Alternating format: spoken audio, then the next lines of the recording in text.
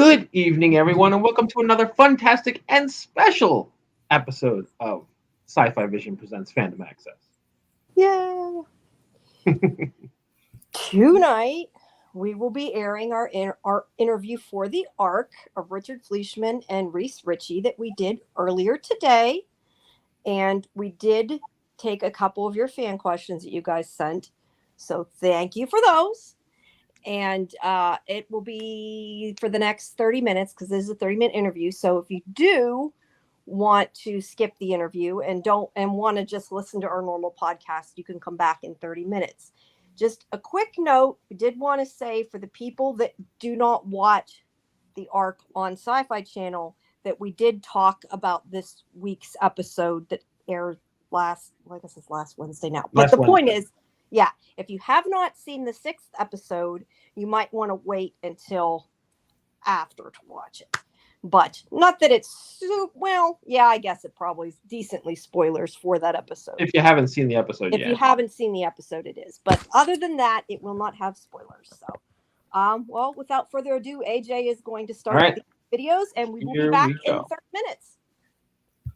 All right. Well, thank you for joining us. I talked to you guys before last season during the junket, but AJ and Karen are my co-hosts for the show. So thank you for joining us. We appreciate it. I guess, why don't we start out? Can you tease a bit about next week for people who haven't seen it so they know what's to come without spoiling, of course? Starting nice and easy then. Yeah. Oh, I just remembered I've got somewhere to be. Yeah, exactly. It's so difficult because these aren't like, what's great about the season is the plot points aren't particularly subtle, and I mean that in the absolute best way. It's very hard to tease about something that is. There are a lot of fundamentals that are going to be thrown in the air here. I think a lot of shocking truths and untruths are going to be revealed, and different things are going to happen. So it's unfortunately an impossible task for me, at least. Maybe Richard will do a better job, but it's very difficult to tease about what's going to happen in the next episode. Although I can say we've left off with Ava in episode 7 being revealed as somebody who we can't necessarily trust. No pun intended. So, yeah, do with that what you will. I can't imagine what's a more shocking truth than this week we found out that Lane was a clone. And for you to talk about shocking truths, I can't even imagine how you guys are going to amp that up even more. Oh, it does. It does. Just, I think what they were really keen to do, the writers and the creatives, were to not just fall into the same thing of season 2, just is a slightly variation on season 1. They really wanted to go somewhere. And so we've gone somewhere now, but now the trajectory is about to go through the roof. Even as a cast, we were shocked at how brave some of these decisions are. And unlike a lot of the different episodes that have gone before it, where things happen, but then they kind of find their way back to an equilibrium by the next episode. That's sort of the roller coaster of the show. I think with what's about to happen over the next few, sort of 4 or 5 episodes, things change irreversibly, which is kind of, it's brave and scary, but also is going to keep people very shocked and entertained, I think. Richard, obviously you know the answer already, but how did you feel when you first learned that you might be Eastern Federation? Because we've always kind of known that Brice has a secret, and now it's kind of coming together. Yeah, it's a trick. They're not pulling any punches, are they, Richard? No, I can't. The thing is, I can't comment either way, because if I do, then I give away next week's episode. So it'd be a shame to do that. But listen, I think that's another thing that maybe the fans don't often realize, is that because especially the last season we filmed it sequentially. So because of the writer's strike, they were playing catch up in the writer's room because they weren't allowed to work for, I think, 4 months or something. So we stood down as a reduction, and then when we got back underway, they were literally writing maybe 2 episodes ahead of time, which is hugely unusual. Usually the timing is much more spread out than that. So we were only receiving the episodes one at a time. So we were kind of getting them episodically as well. So we were very much doing the thing that you're doing now and going, wait, what? You know, like Brice is doing what? Ava's doing what? So I know the feelings. I know the feelings. And it's only because I know the feelings of how it feels. I know how people are going to feel about 2 or 3 weeks' time as things start coming together and ramping up. It's it's about to get crazy. It's about to get crazy. Get your popcorn ready. Reece, can you talk a bit about whoops, I deleted him from the stage instead of moving you, sorry. Can you talk about, you got to play obviously now more than 2 versions because the alternate universe and then also the clone. What's that been like, getting to play different versions of your characters? Such a joy. I mean, to play, first of all, to play alternate lane was a lot of fun because we didn't have like a plethora of things there wasn't a lot of information, there wasn't a lot of material. So I had to kind of just whip up a character that was clearly different to Lane. And that was fun because it was kind of, the stakes weren't so high as they are with Ian. Ian is a whole new character and is very instrumental in what Lane, you know, who we've grown to know, how he behaves and acts and is affected by everything, really. I mean, Ian basically turns everything Lane thought to be true about himself on its head. And Jonathan Glasser and I talked about who Ian would be, like not necessarily from a writing perspective, but how he sounded, how different he was going to be. And so I had a little bit of input in how he kind of came across, which was fun as well. And just the opportunity to, you know, those Etch-a-Sketches when you used to shake them and the picture disappears and you start again. That's how it felt. Like I was starting with a completely clean sheet with Ian, and what a gift to be on a show, to know everybody already, to not be the new guy who's coming in for a day and doing 2 scenes, you know, to already be kind of established in the show, but get to start again as well. Something that never happens.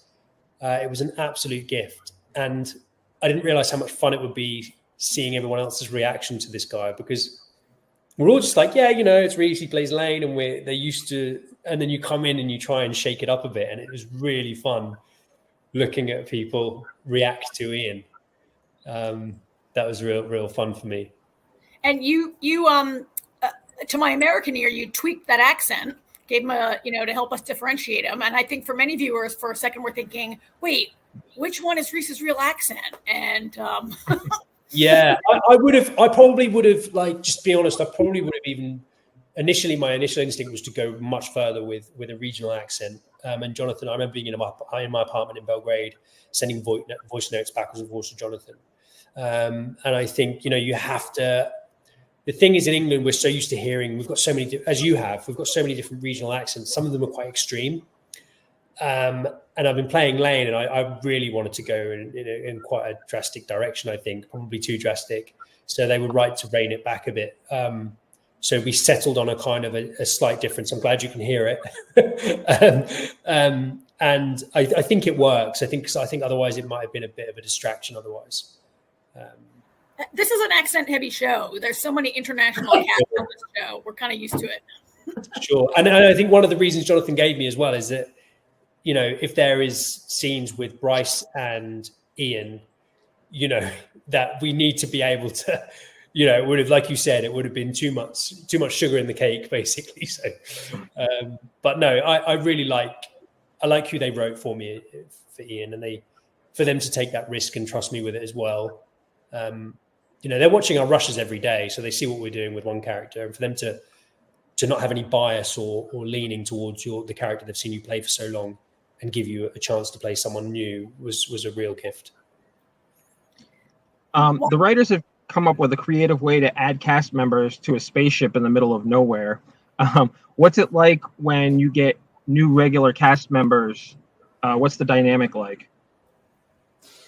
It's great. It's like a breath of fresh air. You know, we have to run the gauntlet first, though, Richard. Right? We have to run the gauntlet before they can. Yeah, there's a small hazing period that we that's, you know, there's just a few kind of initiation ceremonies that we go through. But no, it's lovely, and also we became very tight as a group in the first season, and it was just lovely to kind of bring people in. And when we found our feet, we knew that it's quite daunting. We've all been there, joining a new show that's already established.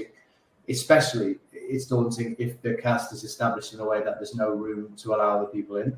So we were adamant that we didn't want to do that. So yeah, it's a really tight-knit group, and I think it was a slight change in season 2 than season 1, only purely because of the weather.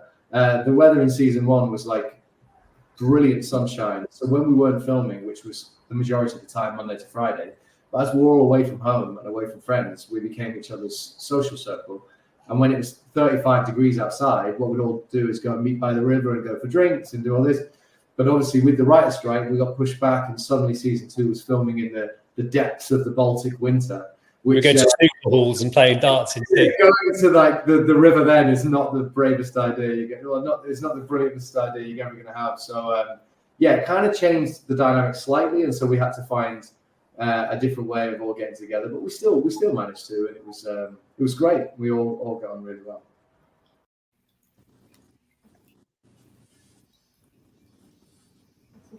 Richard, the one thing we were talking about it right before you guys came in. You play the guitar in the last episode, and you actually do play the guitar. That's you, and you're in a band. Or talk about that a bit outside of the show. Yeah, I mean, come back to what you're saying. Unique and wonderful ways of getting things onto a spaceship in the middle of space. Dean was like, right, we need to get you a guitar. I think we'd had, I don't know, videos flying around of various gigs and stuff, and I was like, how are you ever going to get a guitar into space? And he was like, just watch. And they did. So I mean, we haven't utilized it, but who knows? Maybe in season 3 there's a musical episode of the Ark or something. Who knows? That would be fun. We love the way that scene played out, where Brice is saying, Ava, you've never seen me play the guitar. You have to come and see me play. You know, he's so, I guess he's a natural frontman. He's kind of a big, showy personality, and that guitar right away is, it wasn't so much, I want to play you a love song. It was, come look at me. Come look at me. Oh, I don't know. I think in that scene, he was trying to cheer her up because she'd been having like a really rough time. But yeah, I mean, listen, he's not he's not a blushing wallflower. He's a brash guy, and he's trying to impress the woman he loves. So more power to him. Mm-hmm. How big of a shock was it to the cast that Kat's character died? And who's everybody's favorite, like individually? Who's your favorite newest cast member or character, I should say? Well, we absolutely, I think I speak for everyone, adored Christina, who played Kat. She was such an asset to the team, and I watched an interview that Jonathan did actually about the decision to kill her off, and you could tell that even he was crestfallen that they did it, but they kind of had to from a narrative perspective, because he said they had to pick which character had kind of already fulfilled their kind of arc and didn't really have anywhere to go for the story. And so on that, yeah, that was a big loss for us, I think, because she's just such a wonderful addition to the group. She's always very happy and has the weirdest questions. She'll come out with the weirdest questions on set. She's just great. We've all remained in touch with her. What was the second half of that question? Because my brain's gone dead. Who's your favorite character that's been added this season? So Ian has Kieran came on to play Milo, and that was really fun because I didn't have anyone really to sort of, with the GSA and with the military side. I think when Richard, myself, and Christy kind of got on board and we're like, okay, we're the 3 lieutenants, right? What do we think that they eat? Where did they train? And we can discuss that together. I didn't really have anyone from Ian's world that I could kind of attach him to. And Kieran's just a solid, great guy. I mean, Richard and I with Kieran went out and had so much fun. But also his character and his acting really was a breath of fresh air because it really informed Ian actually as well. And the world that he comes from. Yeah, Kieran was great. We really got a chance to like form a little 3 Musketeers for a while, and that was really fun. Yeah, like I say, it's really nice. We're out there for an extended period of time, and obviously we all become each other's social circle, and so when you get these little gifts of really great, lovely people to hang out with for. And also, it's finite. You never know until the next script. You never know how long someone's going to be sticking around for. So, no, we had a really great time. He took the bull by the horns as well, because Richard and I very, very consciously leave the door wide open for new cast members. Not everyone will walk through it in the same way. And Kieran just barreled through the door and was like, I'm here. Let's go. Yeah, just started to make fun of us and stuff, and he fitted right in straight away, which was great. I want to revisit something that Richard mentioned a little bit earlier. The idea that Ava might be somebody that maybe everybody can't trust. There's an indication that maybe Brice is somebody that maybe if you believe that he was on the moon with, during the Eastern Federation battle or not, he also may be hiding a secret. And so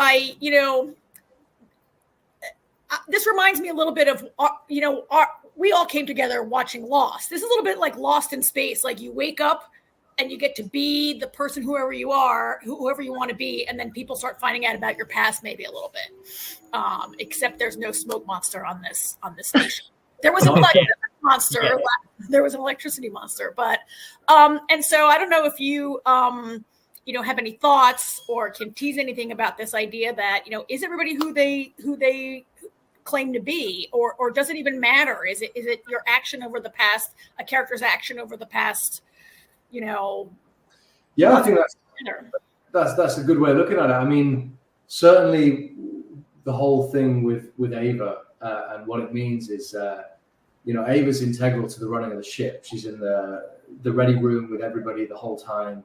And I think the reason the ramifications of that are so huge, it's not just on a personal level for Brice. It's not just the fact that the woman he loves has potentially been lying to him this whole time. It's also what that means. It's like, does that mean that the enemy is within? Who can you trust if you can't trust Ava? And so I think definitely that throws everything upside down. And then with the accusations coming from Kimmy towards Brice, obviously we'll find out as the next couple of episodes go on. And I'm not saying anything. Don't get me into trouble. I'm so close to the end of the press day without ruining everything. But yeah, obviously, again, we get the opportunity to find out people's motives and what brought them to the ship and who they really are and stuff. But I think it would be remiss of me not to say that most people watching the show for as long as they've watched it for, I don't think you're going to suddenly find out after, I don't know what we're on now, like 18 episodes or maybe even more, like 19, 20 episodes in, suddenly someone's been having this huge thing. There's going to be reasons and there's going to be hopefully explanations. Even if it turns out to be the accusations are true, maybe it turns all of your preconceptions on its head. And so we'll see. That's all I'm saying before I get into any more trouble. But yeah, I think, we'll have a good audience who's very perceptive. So they're going to weed out who they think is a good or bad guy. Are they coming to get me? Is that from NBC? Have I said too much? Spoiler, please. Well, she lives near a hospital. No, don't take me back. Okay. Spoiler, please. No, I live right next to the hospital. Okay. On the other side of that coin, so are some people hiding their past? Lane has had his past hidden from him. Yeah, he has.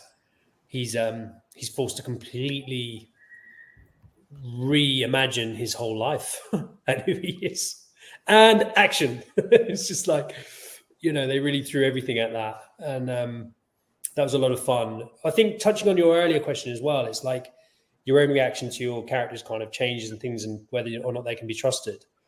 What you realize on set is that every character has a different reaction as well. So that's really cool to see because some people are less bothered about certain revelations than others in terms of the characters. And then you've got interpersonal kind of wars over that, whether it's a big deal and we need to call a big meeting or whether somebody should be spaced or not and gets to live or put on trial. So that's really neat, within your own personal character development, like Lane trying to reconcile how he feels about Ian and seeing that evolve. You've also got like Garnet, for example, is a clone herself. So in the scene in which we meet Ian, she's very forthright in kind of, hey, I'm a clone too. Whereas naively reading that scene, I thought, well, surely Garnet would be completely dumbfounded and shocked like Lane. But of course, she spent her whole life as a clone and not had anyone to talk to about it. So that's really cool to watch, to see how everyone's characters kind of are affected or not affected by certain things. Could that, you make me wonder when you say that, though, I'm thinking about her side of it. Could there be a love triangle between the three of you? I mean, obviously, it seems like we're maybe going to get something between you and Garnett, but now there's another you. I think another spoiler siren coming down the road. Who knows? Who knows? Well, is there anything specifically, a big thing was kind of with his father, and he was already, obviously, Richard's character sort of didn't tell him everything to kind of, not hurt his feelings. But is this whole thing with the clone, I mean, can you sort of talk about how that relates in sense to his family? Because obviously either his father didn't, we won't say whether he did, but either his father didn't know and things are completely different, or his father did know and lied to him. I think what I can say is that Lane doesn't know yet, and may or may not find out. And I think that is kind of at the core of Lane's trouble at the moment, is he wants to know who he is and why he is. And I think actually in this most recent episode, that's what keeps him from just disregarding Ian completely. Ian potentially knows something that Lane desperately needs to find out. So he's got this real conflict in him of like, push this guy away, I'm not a clone, but also keep this guy close and build rapport because I need to find out who I am. So it's the best of a bad situation for Lane, because he's got family now, but it's not the kind of family he wanted, So yeah, going forwards in the season, maybe we'll find out certain things about that to clear that up a bit. Well, and this comes right on the heels of Brice in what I'm sure Brice saw, and we all saw as a real act of kindness. He told Lane that, God, your father's great, and you guys had such a good relationship in the alt. And then right on the heels of it, oh, actually, you're a clone. And, I know you guys can't say, but I wonder if that will come back around to bite Brice, maybe. We shall see. We'll see. It seems like everybody has. Sorry, I was going to say one thing. You won't see any of it coming because we didn't. We didn't. Yeah. That's the best answer. Yeah. Yeah.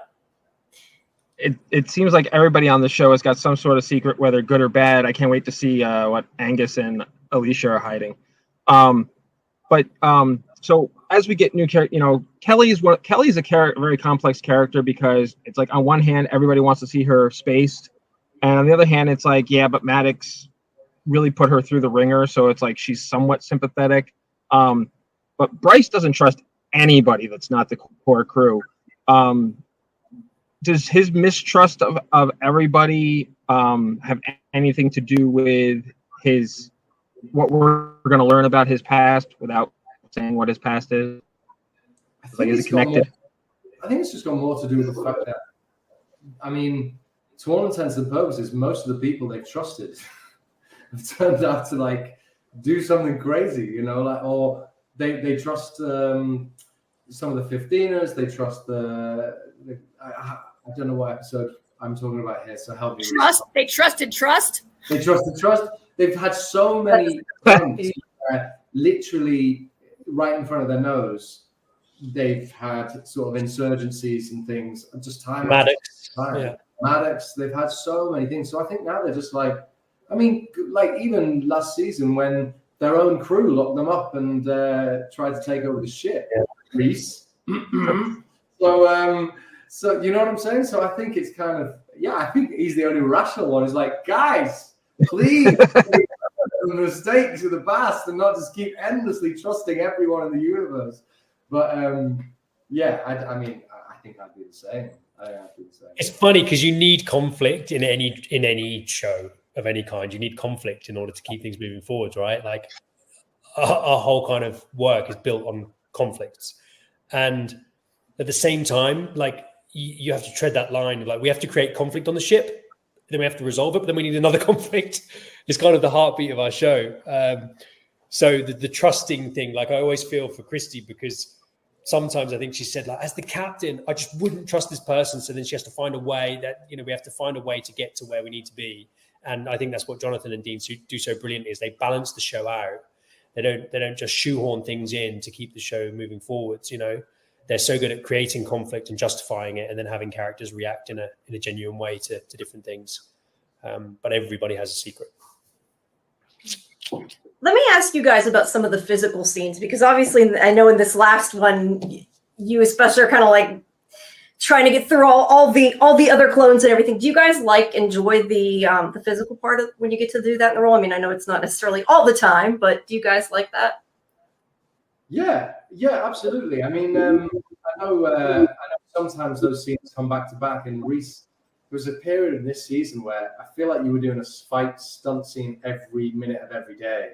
And that particular scene you're referring to, where they're all fighting, and then and Brice is fixing the wires in the ship and trying to get it all going. I got off so lightly because I would turn around after like 4 hours of filming, and they're all covered in sweat and they're exhausted, and they're going, "Okay, reset. We're going from the top," and everyone's going like, "Oh God, there's injuries happening and all sorts of stuff." And I was going, "Keep going, guys. You're doing a great job. It's nearly lunchtime." So it depends. It depends when it comes. That was like, we started shooting that first thing in the morning. We'd all been up since like 5 a.m. Oh, that was a murderous day. For you guys, I was fine, but for you guys, it looked. But then what happened? Usually, I really enjoy those scenes, and I did it all. I was like, "Oh, that went great. It felt good. Okay, fine. We've got it and everything." And then Radosh, our first AD, I think it was Radosh on that episode, came up to me and said, "Okay, do you want to go get changed?" I said, "What do you mean? Now we're going to shoot Lane side or Ian side, whatever." And suddenly it hit me like a wave of like, "Oh my word! I've now got to do all of that again with another character." And it was still quite early in the day with playing two characters, and that was just a killer. Because Lane's rushing backwards and forwards to the shuttle, shouting back to Brice, screaming at the top of his lungs whilst Ian's beating someone up, and you've got the wide shot, then you've got the mid shot, then you've got the close-ups, and then the handheld pass. And fight scenes are notoriously over covered because they need pieces of bits everywhere. So you are literally on your feet fighting all day, and by the end of it, you know you've done it. Let me ask you, Reece, going off of you saying that, when you have a scene that they're both in then with other people, I mean, not just a conversation, it sounds like in that case, maybe you weren't, but are you kind of thinking ahead about, well, this version of me is thinking about it this way, and are you kind of looking at it from both points of view, or do you sort of focus on the one you're doing at that moment? Well, it's a great question, because if Richard and I are in a scene together, I'll wait, I'll listen to him, I'll hear what he says, I'll react to it. He's made the choice for me. With playing Lane and Ian together, I have to decide, because you can't shoot both of them first at the same time. You have to pick one to start with. So if we start with Lane, I have to decide the way that Ian is saying a certain line, because it dictates the way that Lane is going to react to that line. So I have to make choices on both sides of the fence. And as the scene evolves, take after take, you discover things. And so there are variations on takes that when I get round to Ian, I have to remember inflections on. I have to know when I want to cut him off, when I want to talk over him, how I feel about a certain way that he said a certain line, and hope that the editor sees what I'm trying to do. There's a scene in the latest episode I just watched where Lane kind of gets annoyed with him about taking medicine, and he snaps at him. And I wanted Ian to find that kind of not amusing, but I wanted there to be a very specific dynamic in Ian's response. And then with regards to the everybody else around the table, I felt quite guilty, to be honest, because a lot of time is taken up by me going back, getting my makeup changed, getting a little hairpiece put in, and the bit on his eyebrow and the costume changed. Everyone's got to sit and wait for me. So I felt quite kind of like, when you've got 8 actors in a scene, it's like, okay, now we need to do this for the other version. Everyone's got to do everything all over again. I felt kind of duty bound to walk around the table saying, "Sorry, everybody," trying to get it done as quick as possible. It was a challenge unlike any other that I've done on screen before. And it was great.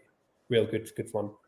I guess just be glad right now, at least there's only 2 of you at once. You don't got to go around and do more. Yeah. You don't know. Yeah, alternate Lane is not reared his head again. So, yeah. I feel like the nutty professor if he sees us keep going. Just play every part. Yeah. You guys are also doing more time in the spacesuits with the helmets, in the shuttle on a planet. Tell me about that spacesuit and that helmet. and what that's like. And I guess what it's like on your, I don't know what that's like. And then you have to maybe overdub that. Obviously, you can't just speak through a helmet, right?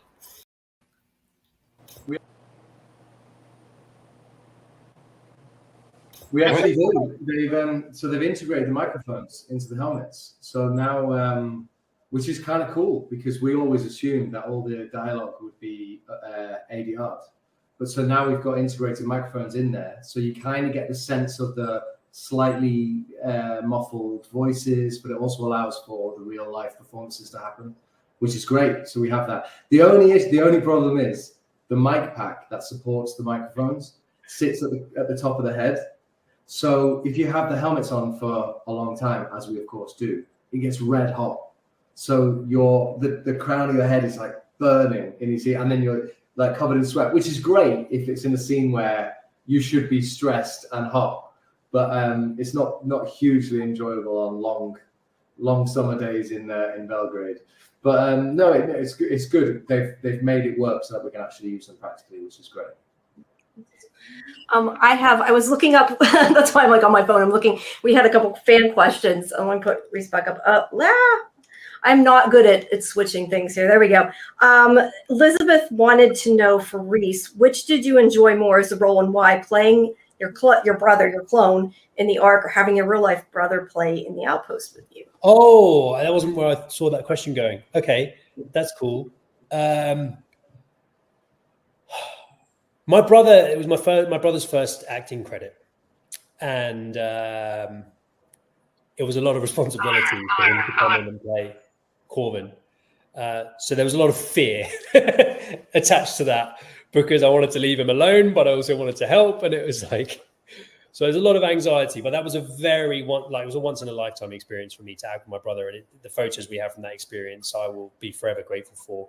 And in a way, it brought us even closer than we already are because he now knows what I do when I go to work. Because for years up until that point, I'd be flying off on an airplane and then just coming back, and then Reece had gone off and done something. So that was cool. But I'm going to say just pure fun would be Ian, because I got to rewrite the book on who I am in the show, which was really fun. And I wasn't petrified constantly about my brother. I just remember before takes, he's like, "So what's going on? What's going on?" I'm like, just you'll be fine, Just abject fear in his eyes of like 3 cameras, and I remember he had one of those flames in his, the torches we had in the Outpost. I don't know if you guys remember, we had these sticks with the torches, and he had one of those in the cave scene, and he just relaxed between takes and just dropped it down by his side and nearly says, "I'm on fire." So I was just constantly scared that something was going to go wrong. It was brilliant. So I know we need to wrap. I'm just going to do really quick the last fan, although you sort of talked a bit about this, but Casey wanted you to tease a bit about Spencer and Garnet, if we're getting any more shippy moments between the two of them, and then we'll wrap. I know you can't really say too much, but yeah, I just think it's cool where they started off, and he loathed her at the beginning and didn't see her as fit to lead, and the fact that she was a clone and everything. How ironic. Yeah. So I think it's really nice that we get to now show a bit of warmth and stuff. And yeah, I obviously can't say too much, but I think other events around us that are going on will probably play a part in how that turns out.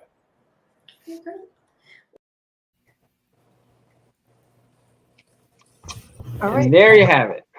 Yes. And ignore AJ swearing. You're playing the videos. In between the video, I hear, "Damn it," from you. That was I thought you meant. I thought you meant I swore on the video. No, you swore when you were playing the video back. I didn't realize it. I didn't realize it unmuted us for that split second, and I was hitting it, and it wasn't playing. I figured. I don't even know what I said. No, it's okay. It made me laugh. But anyway, thank you to both of the actors for doing that. We appreciate it, and hopefully we'll get to do something like that again soon. That was a lot of fun. And if you did miss the video, the interview, you of course can watch it again back on our YouTube channel, or or stream it back again on Facebook. Same difference. And I'm going to put it up separate as an interview as well on YouTube to make it easier to find. But thank you also for those that sent in questions. We at least got to get to, a couple fan questions there. All right. Well, do you guys want to do, I guess, the ARC review first would probably be. That would be, yeah. I mean, makes more sense. Yes. So aside from everything we talked about with them, I think the most important part of the whole episode was when we discovered that they're making vodka. Yeah. Hey, they got the potatoes. They got to make their vodka. Yeah, that was funny. I enjoyed that. I don't know. Were you guys, I think, Karen, I think you had actually said this while we were doing the interview, but I was definitely shocked when we found out that Lane had a clone. I know that it was probably in the preview. It looked like, because I know there was a photo from the episode I had seen elsewhere, but I didn't watch the promo because I had watched it on the screener. So I didn't actually see the promo to know ahead of time. So I was still surprised. Were you guys surprised? Yeah, of course. That was really cool. I thought that was a cool twist. I was also surprised by that. It had, I guess, not occurred to me that cloning was as common. I don't know, why I thought Garnet was sort of me. I mean, I know cloning is sort of it's illegal now. Yeah, it had been outlawed, but it's presented as kind of normal. Like in season 1, okay, Garnet's a clone. It's surprising and shocking, and then we sort of move on with our lives and haven't talked about it lately. And I guess I to learn that there are all these clones out there, and I mean, I just didn't know I was watching that show, especially since the show has been going in a direction of Kelly and her implants and all of that, which I don't know where this show is going in terms of, I'm like, am I suddenly watching a show that has a lot of deep intellectual and philosophical questions about what it means to be a human being and an individual? Like, did the writers of the show go drinking with the writers of Orphan Black and do a mashup? I was surprised. I was indeed surprised when that came up. Yeah, I mean, the entirety of, what was it? Was it Arc 8 or? Yeah, Arc 8 that they were on, the entirety of Arc 8 was all clones. They were all clones, which is insane. Yeah. I mean, it begs the question of, That's a lot of clones. Arc 54 is reminding us that multiple companies were cloning, and so I guess it was pretty common. It begs the question that if you're evacuating people off Earth, and what are the priorities that you have an entire arc full of clones, why were they prioritized ahead of, I don't know. And it also, there's that question of, we've seen the Juno project, the Juno database, which is about, we talked about this offline, about making babies sort of the traditional way. If you have cloning technology, you could sure populate a colony a lot faster if you were shipping cloning technology. And then I got to thinking about how, I know we're not watching Orphan Black, but on that show, the clones were engineered to be sterile so they couldn't reproduce, which was a major plot point. But maybe these clones are, and if Garnet, as we suspect, I mean, there's a lot of speculation that Garnet and Lane are matched in Juno, how does that affect that? Yeah. I hope there's a lot more because she can't she can't populate, right? What is? Well, I don't think the one thing I want to say is I don't know that they have clone technology there though. No, we don't know that. That's just would repopulate. That's just me thinking. But yeah, I don't know. How does that affect Juno knowing that they're clones? We'll have to. Well, that's exactly it. Did Juno match them because they're clones? Or will they be matched at all? We don't really know that. We're saying. Well, we're speculating. We're speculating. We're speculating, but that's the point. Yeah. And they were, as Arc 54 is reminding us, they were Gen 2s like Ian, and then there were the Gen 3s who went nuts because I guess each iteration degrades a little bit. So Ian says they were made in groups of 4.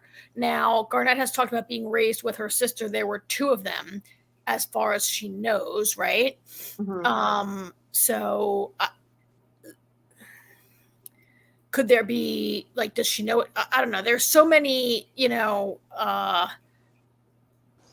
going to quote Ark here again because she's saying it best. This episode turned everything upside down and sideways. Yeah, that's a good way to look at it. And Karen, I think you're blending your TV shows, because when have they never said that Garnet can't have kids. That's an Orphan Black thing. No, that was me. That just came to my mind while I was watching. She was just saying can't. Oh, okay. I thought, gotcha. We don't know. I mean, but they could be sterile. We really have no clue, but we'll find out. I mean, I would assume that they're not, because I was under the impression, and again, I don't know because this hasn't happened on the show for us to find out yet. But I mean, I was under the impression from what Garnet said that she was definitely on the list as well. Yeah, so I have to assume that she can reproduce. It wouldn't have been on the list. But yeah, whether he's been paired with her or not, or whether they even knew, nobody knew necessarily. So, but I like the way they did it. I think it was neat to have that happen, because I think it'll probably bring the 2 of them closer together.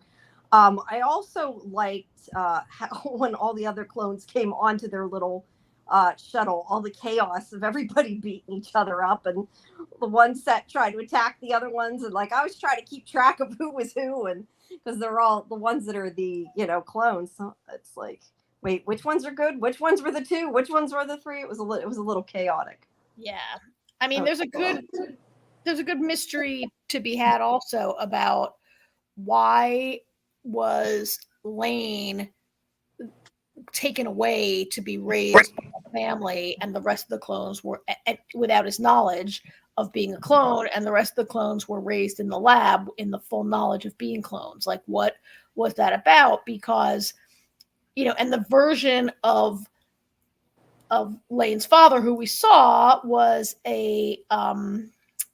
was pretty rough on his son. He doesn't come off as such a loving father, but he so I'm interested to learn more about what was his intent in raising a non-aware clone son. I have to question, though, that I hadn't really thought of till we're talking about this now, but if they're clones, there still has to be, I mean, they could be dead, granted, but there has to be an original. Yes. Like it's possible we're saying, could there be more clones? I mean, could we at some point in the future see an original? I mean, that could even happen with Garnet. I was for some reason thinking like she was the clone and her sister was, but no, they were both clones. So what happened to the original? That's an interesting thing to think about. Well, there might not be an original. I mean, it could just be however they mix up. There has to be an original to make a clone, but they could be dead. I mean, they don't have to be alive, or they could be somebody who's older now, I guess, technically. Or we might never find out. Clone their, no, we might not. I just was saying, like, down the road, we could, 5 years, who knows, 5 years from now, find out, hey, wait, there's somebody else, But I mean, it could even be that this person's like, I don't know, in their 60s or something, and they didn't actually make the clone till later in life. Who knows? I mean, we know from, again, not this show, but Orphan Black. Well, like Ark says, we're not necessarily sure that Lane is not the original. Like, he's got a scar on his foot. But that's all we know, is that he had that's all we know. Mark on his we don't know that he's a clone yet, for sure. Probably is, but yes, we're all assuming. People should know that. Like, we are assuming. We don't know anything. So, but I think it was cool. It was a cool episode. And then beginning, I was mixing up which episode's which. So the beginning of this episode, getting the this when they go through all the stuff that was on the other arc, that was this episode too. I was thinking, that was that's how we got the guitar. The guitar, and chess set. That, was I the only one though that thought it was kind of weird, some of the stuff they took? Like what? Like how would, I don't know how you would decide who took what, but I saw like one person took out like baby shoes or something, and I'm thinking, were they maybe parent at one point? Because I don't know why, like that was what they chose to took. I just kind of questioned why. I would like to know why each person. I don't know why that is even important to me, but I'm just curious why each person picked what they did. Like, we only know why he took the guitar, and that's about it. And that was just, I don't know. There's random things in there. They're preparing for when it's time to populate the planet. Oh, that's true. That's true too. They want to have the baby shoes. I don't know. No, I don't know. It just, there were some random things. Yeah. So. We've talked a lot about the whole clone thing and everything, but other things, there were a couple other things that did happen in the episode. We kind of got confirmation finally, and we at least know what Kimmy is up to now. So I feel a little bit better because worrying that there's Eastern Federations on Arc 1. At least we know what she's looking for now, and she obviously she thinks it's Lane or Brice. I mean, I think Brice is a red herring. I think it's going to turn out that Brice he was there. Obviously, he's lying about something, but personally, I think it's going to turn out he wasn't Eastern Federation. That either turns out he's a coward on the moon and hid. That's why he didn't die. He was the only one that didn't die on the moon, or maybe he was like what Arc says. Because I actually thought this too. That he was, a double agent. Maybe he was undercover with the Eastern Federation trying to take him down. Yeah, I don't think it's going to be cut and dry with. I don't know, but he does seem to have a secret dealing with it one way or another, whether he's Eastern Federation or not. And I don't know about Ava either. I mean, well, Ava's guilty of something. We know that. That's what I'm saying. We know all these. We know, like Karen said during the interview. It's kind of like lost in that sense that they are who they are now, but everybody has a past, but nobody knows each other's past. Like I made the joke about Angus and Alicia. What I can't wait to find out what their secrets are. Which, by the way, everybody, any shippers out there should be happy they finally kissed. As Angus clumsily gave her a flower. They kissed last year, though. I was trying to remember. Maybe my brain is completely messed up, but I swear they kissed last season. And they said it was their first kiss or something. That's when she was talking to the other guy. It wasn't Angus yet. Yeah, it was that other guy. That guy who was like being nice to her, but I forget what that was all about. But he had some ulterior motive. He might have been Eastern Federation. I'm kidding. No, he was part of. He was part of the trust group. Oh yeah. Okay. Yeah. I guess I'm misremembering. It was something else when they were talking. I could have sworn that was they said that was their first kiss or something. But I think that guy. Either way, it had a good shippy scene regardless of whether my brain's wrong or not. Yeah, of course I couldn't get a picture of it because NBC's not going to let that. Yes, and I forgot about this, but Arc brings up a good point that Ava's ex was definitely Eastern Federation, which leads us to believe that she probably was. So I completely forgot about that. Oh yeah, that it turned out that her ex, the guy she was with when they came out of cryo, he died. Yeah, I forgot they found that. He's definitely Eastern Federation. I forgot about that also. There was so much going on in this episode. We also had like a bunch of Kelly development, right? Where Kelly continues to feel like she would like to have the implants removed. And the doctor is like, sorry, not a good idea. I can't do that. And you might die. And she's like, I don't care. Get it out of me, right? I'm a freak. I think she uses the word. And I think she actually says that, like, I'm tired of being a freak. He's like, you're not a freak, right? The doctor. Yeah. And he's like, your lungs aren't yours. I can't take them out. I keep thinking, I know Kelly is not trustworthy. She's being held, for crimes. But I keep thinking in certain scenes like, oh God, this giant clone fight, she'd be really helpful. She has a super strong arm. She has a bionic arm. Like there's so many scenes where I'm like, boy, Kelly could breathe on the planet probably without having a mask. They're like, I'm just eventually they're probably going to let her go because otherwise I don't think she would have hung around this long. That's my opinion. I think they'll find a reason to forgive her, at some point. Right. Like, why is this character hanging around? Eventually she's going to have some, maybe not total redemption, but she's gonna have some usefulness. Like even if nobody likes her,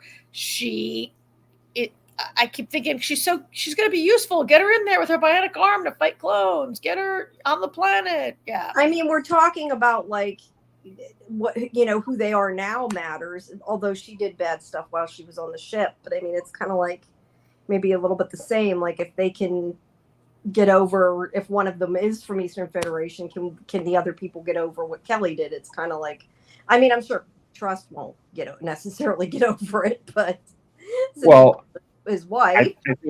I think Ark is right. I think they're already starting to. Trust is slowly going to change his outlook on Kelly. Yeah, like she said, yeah, not necessarily forgiveness, but whoops. Understanding. I tried to flip it you the same time you did. I mean, I think that they need to deal with Kelly's very deep problems. Like she has deep. They need a therapist on the. Yeah, on the they ship. killed the therapist. Did they? Oh, sorry. Yeah, she has deep problems that need to be solved before she can that are not caused by her. That are not caused by her implants. They're caused by her.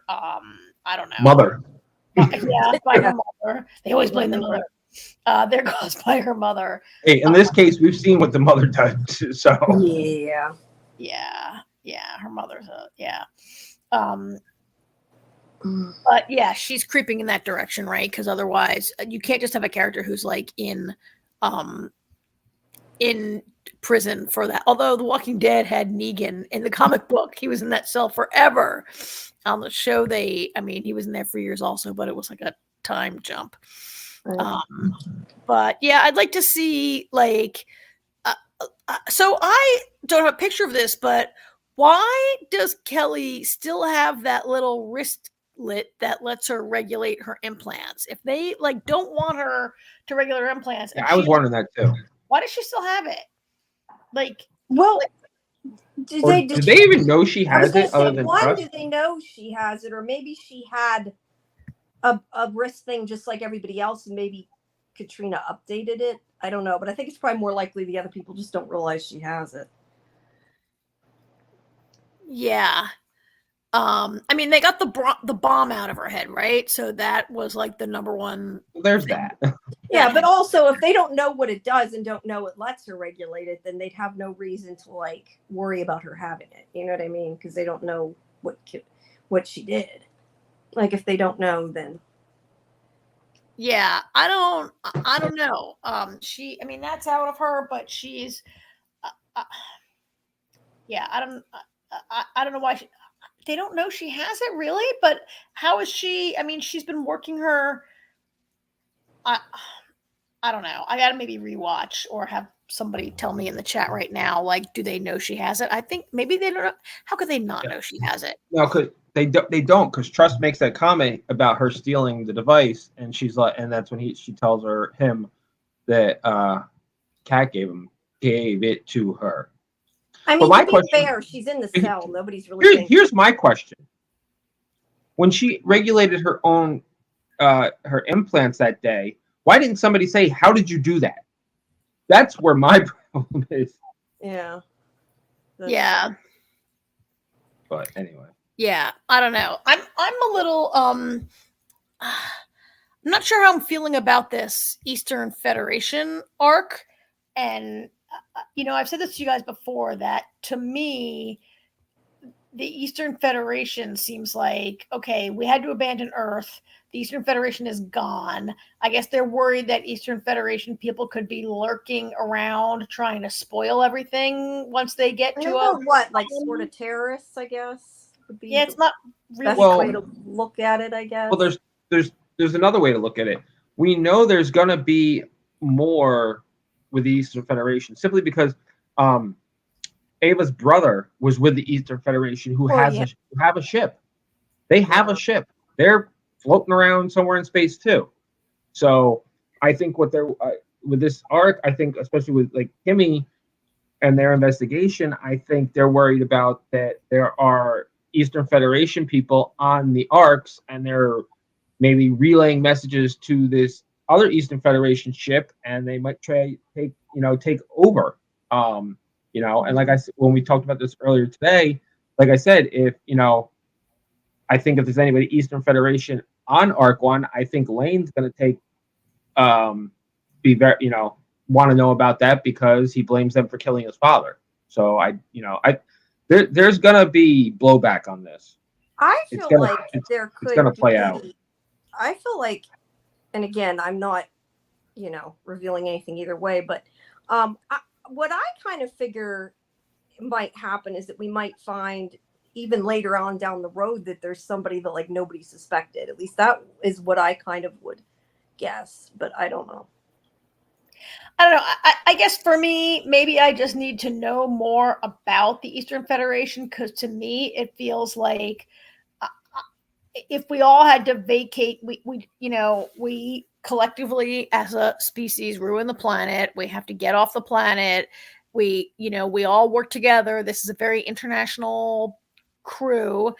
I don't know. I just feel like it's like if we all went to space and we were like, oh, you're a communist. We can't have any communists around. That's why I said I kind of assumed they were like a terrorist. They never really said, I don't think, but I kind of assumed that there's more to it than that, or they would be not so worried. I don't know. I mean, they had some sort of rebellion on the moon and people were killed, right? But we don't really know.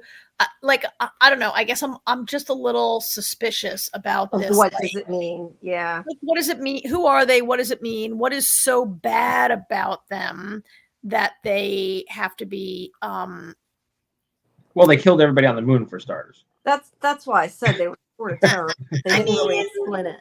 I mean, okay. I see what hundreds of Karen's people. saying. It's kind of like when there's two different governments and they go to war, the other country isn't necessarily evil. And they, we're against a country because they're fighting. But if it's like in the future and they fought us, that doesn't necessarily mean they're bad now. Is that kind of what you mean? I mean, I think sort of. Yeah, I guess. And I guess I mean, so I'm looking at Arc 54's comment about like, okay, there are 2 arcs out there that are fully armed besides 15. I guess where maybe my train of thought is going is the lesson here that we just took all of our same arguments and prejudices and problems and wars and everything and have these people learned nothing. Has humanity learned nothing? Are they probably just not? Yes, that's exactly what we're saying. Which is usually what shows are about. Have you been not living on planet Earth? Yeah, I don't know. The other thing that we have to comment on, I see Arc's already mentioned, we haven't gotten to yet, but is about how they go back to get the other clones because Garnet doesn't want to leave them. She's like, we'll put them in quarantine, and it goes boom, and they can't go back to get them. And Arc thinks it was even. Could be. I agree. But I kind of wonder if it couldn't be maybe something to do with Eastern Federation, even just to, I don't know, cause more problems. Who knows? Or maybe they don't want to. I thought Ian right away too. I kind of assumed that too, but I also think that could be a red herring. I don't know. We'll find out. Well, because Ian was also very like, leave those guys here, right? Like, we got to get out of here. They're 3s. There's nothing, like, from the start, he's like, you can't do anything about them. They're crazy. They're degraded. They can't be helped. We have to get out of here. Like, he was very, Wait, is it the Gen 2 or the Gen 3 clones that were messed up? I thought it was the Gen 2. I was thinking that didn't make sense. I mixed that up then in my head. I don't know why. Ian is a 2, and it's the 3s who were, right? Because each... That makes more sense, but I had it backwards for some reason. That makes a lot more sense. Now, Garnet and Ian, though, are both. I mean, I assume even she's a 2, but we know that. Did they ever say that? No, well, Lane has to be 2. Said. Well, no, I mean, I think Ian said that, but I mean, Garnet. I was just thinking about it like she isn't, right? We never really talked about it. We don't know. We don't know. They've never said specifically. Just, down the road, go nuts. We don't know. This idea, I believe that this idea that there are 2s and 3s and whatever was introduced in this episode. Yeah. Yeah, but I'm just saying, like, it makes me wonder, could she later on go baddie? I mean, I think they kind of focused on that a bit when we first found out she was a clone, but it wasn't necessarily have anything to do with what version of the clones. It was just that they didn't know if they could. Well, necessarily interesting. trust that she wouldn't go batty or whatever. It's interesting in the aspect of she was fine and her sister went batty, and they were the same They batch. were both the same generation, I thought. Yeah. Yeah. So I don't know. All right. Well, we should probably move on to another show. Yeah, we should. We're Okay. at the hour mark. We want to make sure we get through it. Okay. All right. We have 2 more shows. It was the season finale of Orphan Black. We want to do Echoes or Snowpiercer? Let's talk about Orphan Black. Okay.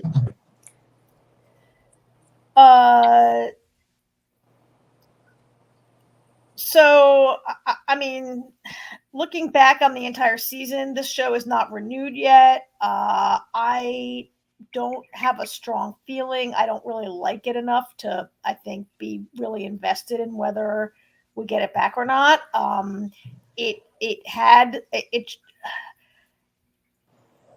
don't love that kind of surprise twist that happened. I don't.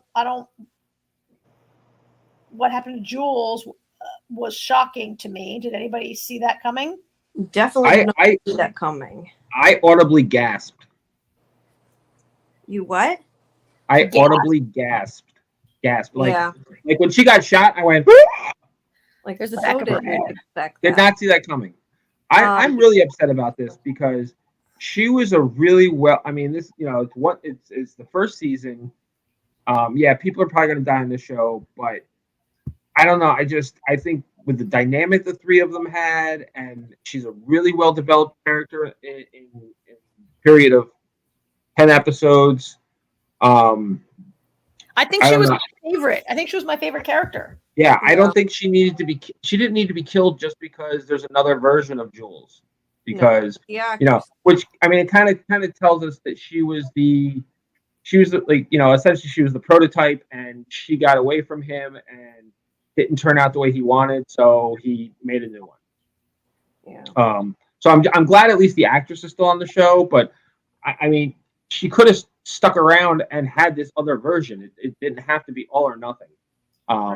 I almost worry that the creative team did it just for the shock value. Like, I mean, she was a really, really great character, and now I don't know. I just feel like the show is going to suffer for it. Also, she can't be blonde. She has to be bleaching her hair, right? Yeah, I'm not sure why they made her blonde. I was just thinking that too when they showed it. I mean, when you put the picture up. I guess the main thing is it all just depends if it comes back. I mean, I hope it does. I can see the potential. I hope it does too. I think that now, because of the fact that the whole, like, we've complained about the Kira thing and how that kind of what maybe they didn't need that, but they did it just for the connection. I feel like that part of the show can be over, and I don't want to say over in the sense that, like, not necessarily the characters won't be in it, but the idea of what Kira did was wrong and all that would, like, not be in the next season. So we wouldn't have that issue. But I can see that, like, it can spin off of where it is now, and, like, that there's, different places it can go, and that it's going in an interesting direction. It can never go away because... Not completely, no. But I mean, I don't think it would be as focused on that. Like, they could focus on the 3 women. Well, oh gosh, she's still a girl, but the 3 versions, because it could still have Eleanor in it and Lucy, and even though it's not the same Jules, you know what I mean. But my point is it could focus on them and on the other printouts or whatever. It doesn't necessarily have to focus on what Kira did, I guess is what I'm saying. Like, if we had another absolutely should continue to focus on what Kira did, because if Kira didn't do what Kira did, none of this is happening. That's true. And you can't go after Daros for being evil and, like, doing all this and not go back to Kira having done it. Yeah. I thought a real weakness of this episode was the girlfriend showing up. Oh, that's annoying. And she shows up and she's like, "Oh, Kira, your stupid son blabbed about what you did. And I'm going to blackmail you." I recorded the conversation, which is ridiculous. Like, and she's like, "I'm going to blackmail you And by the way, I just happen to have my father's been dead for many years, and I just happen to who has their father's medical scans from when he was 20 lying I around? know. That's kind of Actually, my mom just died 2 years ago. I was cleaning out a bunch of stuff. I found an x-ray of hers, and you know what I did? I threw it out. I didn't save it in case someday somebody invents it. Right? I mean, well, and it's funny because I forget if it was last week or 2 weeks ago when she was having the conversation with Lucas. And I said right then and there, I was like, there was something weird about that conversation. Like her reaction to everything didn't make sense. Now it makes sense. Yeah. It was. I thought it was very. I didn't like that being in the show. I didn't think it was necessary. I don't like her. And then where the story goes is Lucas is like, oh yeah, I broke up with her for that. What? Like, is that the end of it? Is she so. Okay? You're blackmailing my mother and breaking up with you. And is she going to be like, okay, I won't blackmail her anymore? Like, what? What? Well, what was that? Well, we don't know that that's the case now anyway, so she may not even, who knows. But I think Kara was just kind of like, well, I'm going to tell people anyway, so, oh well. Yeah, I mean, I think I think part of it, the whole point of it is, we all know what Kira did was wrong. Kira's been told numerous times what she did was wrong. And I think she accepts it. But I think this is kind of going to show that while what Kira did was wrong, there are people out there who won't care. Yeah. Now let me ask you guys a question, because I don't know. I'm not saying they're right. I'm not saying it's right. I'm not saying it's right. I'm just saying it's just showing that there are other idiots out there. No, what I was going to say is, go ahead, Jamie, and then I'll say what I was going to say. No, I just wanted to ask, because I don't know if I'm mixing things up. I was trying to rewatch this before we did the podcast. I didn't get all the way through the rewatch. But Lucas, when he's talking to Eleanor, to the Eleanor copy, whatever you want to call her, he says that for him it's a little different because he did not realize that she was not his mother. So he spent some time with her. Yes, the last 2 years. Was it 2 years? Okay, that was my question. I didn't realize it had been that long, but he said that, so I thought I must not realize that. Okay. So yeah, I feel like it's a little different for him and her, like their relationship, because they did not know. Where it's like Kira knew, where with them they were both kind of duped. So right. Well, he was away at school, and for him, like he's been away at school for 2 years. Conveniently, during the 2 years, his mother was dead. He was away studying in some other country, right? And it allowed Kira to kind of pull this over on him. And he, like, what Kira took from him was being able to say goodbye to his mother in a meaningful way, and to understand, and right, like he couldn't. Yeah. She stole from him the ability to say goodbye to his mother. I don't know that, like, how he could be expected to really forgive Kira for that. Well, I don't know that she knew she was going to. I mean, though, to be fair, she didn't think she was going to die to say to her, you ought to come tell your mother goodbye. She was already dead. She was already dead, and then he cloned her. Right. Oh, well, yeah, I thought you meant literally tell her goodbye. You mean like to accept it is more what you're saying, not tell her. Do you really think that Kira never thought you meant like to tell her goodbye before she died? I misunderstood what you were saying. I just didn't. Well, yeah, he doesn't know she was dead. She concealed from him. You don't think that Kira planned it? Oh, I think she planned it. If she didn't plan it, then why didn't she tell Lucas that his mother was going to die? And well, she died suddenly. She died shockingly suddenly. Yeah, that's what I mean. She didn't know she was going to die. And, well, she had to. She decided in that instant that she was definitely doing that. She decided in that instant that she wasn't going to tell him she died.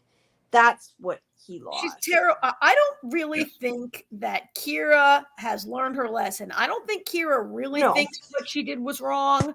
I think she doesn't really understand why people think it was wrong, except that it's illegal and now people hate her. But I don't think she really, like, I think she'd do it again. I think Kira would do it again. Do you? I'd like to hope with all the Again. shit she's getting that she wouldn't. Yeah, I would hope she wouldn't, but I don't know if she's learned her lesson. I would agree with that. I don't think she has. I think she should go to. She knew it was illegal when she did it. If she goes to prison, I mean, she won't because she's the star of the show. But if she went to prison, she would deserve it, and she would have earned it. I mean, we did in this episode learn that the 12 printouts. They did this thing where they printed out the 12 faces to try to figure out who they are. Eleanor did all the detective work and learned that these are 12 like dead geniuses of the past, right? Yeah. Well, they're not. Something about They're not that. all necessarily dead. They're not. No, they're not necessarily dead. What they said was the best minds of the last 50 years. Yeah. Now, I don't know if this is because I didn't get back through the rewatch and I'm forgetting something. So if I'm just forgetting it, then I apologize. But I think it was Eleanor made a point of saying that with the resolution that they wouldn't have memories, like, or maybe it was Lucy that said it, that they wouldn't have their memories like them. They didn't know who they were. Because.